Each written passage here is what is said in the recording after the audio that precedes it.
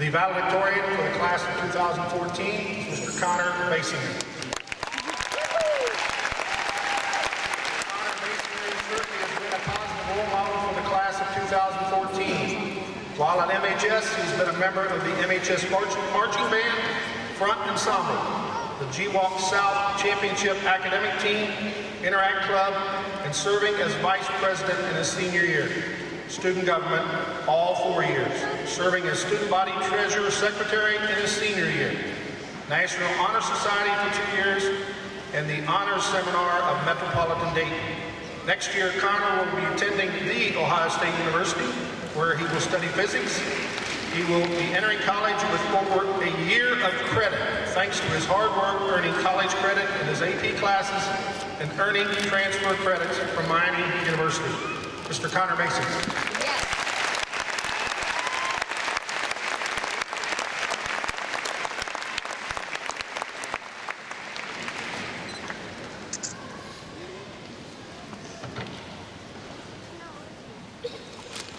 Good afternoon. I'm honored to stand before you as the valedictorian of the class of 2014. I'd like to begin by saying thank you to a few people. First of all, I would like to extend a thank you to all of my friends for making my high school journey enjoyable and occasionally giving me food. I would also like to thank the faculty for organizing such a tremendous ceremony and for being there for us every step of the way through high school. They mean so much to us, and they too sometimes hurt me. Finally, I would like to take this opportunity to recognize our parents who have made our journey possible.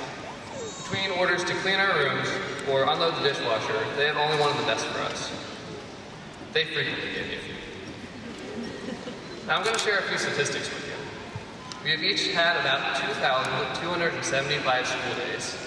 This totals to about 15,925 hours of school, or close to 600 years collectively. At school alone, we probably ate about a slice of pizza a week, which comes out to 93.6 pounds of pizza throughout each individual's education. If Mr. Morris were made of pizza, then we would have been able to eat them over 120 times by now. I'm willing to bet that in 4 years of college, we can more than double that.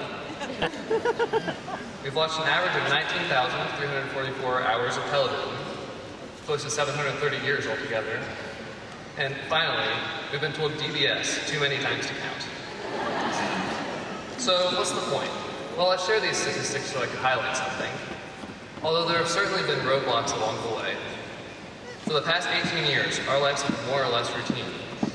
Imagine how much time we had to spend doing the same thing over and over again to get to 600 or 730 years. Since kindergarten, we've woken up, gone to school, gotten home, done homework, then done whatever else we wanted. Many of us held jobs, most of us played sports, and a few of us simply became elite ninja warrior assassins on PlayStation or Xbox. Now it is time for our lives to change forever. We will all go our separate ways. Many of us will continue our education, some will go straight to the workforce, and a few will serve our country with honor in the military.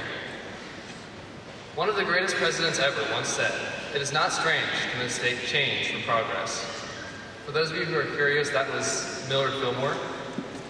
And if you're thinking that you've never heard of him, you're probably right, because we've accomplished as much in 4 years of high school as he did in 2 years and 9 months of being president, and at least we get to leave with diplomas. Okay, so let's say the quote again. It is not strange to mistake change for progress. I think that Mr. Fillmore was referring to two kinds of change. Good change, progress, and bad change, which we mistakenly progress. Whether we like it or not, change is coming. Both in our lives and in the world around us. In fact, it already has been. Let me give a couple examples. A few years ago, I had a very good friend. I would see them many times a year, especially at Easter and Halloween. Whenever I was sad, they were there. Whenever I was bored, they were there. Whenever I was hungry, they were there. I might have been able to say that I loved them. Then they made some bad choices, bad change. I've seen them a few times since then. They've never meant the same to me. Ever since Wrigley changed the line schedule to green apple and have the audacity to still call it original, they've not meant the same. Luckily, soon there will be good change. Next year in college, we will be able to sleep past 6 o'clock in the morning, we'll possibly enjoy the food that we eat, and of course we will all have fantastic roommates that don't annoy us one little bit.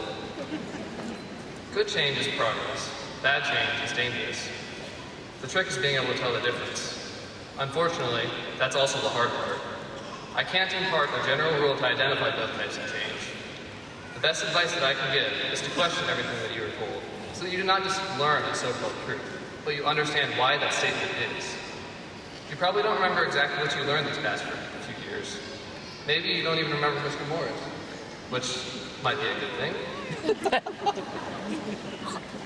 Hopefully, what you do remember and have learned is how to think for yourself. Just accepting what you're told is something that everyone does, no matter who they are, no matter how smart they think they are, no matter if they think they're immune to tricks or deception. I once drove to Dayton looking for the Nutter Center because a friend told me to stay on I-75 at the last second and not to turn on to 675. I didn't question it, even though I had been to the Nutter Center many times before. I just did it. I'll happily report, however, that I did manage to show up to the graduation ceremony on time. So sometimes a course will write itself, but we must actively strive to keep our courses true. We must distinguish between good change and bad change. The change that is out of our control, we must learn to adapt to. Just work hard and question everything, then find your path in an ever-changing world. And finally, for a few of my friends and family that have called me Sheldon over these past few years, bazinga.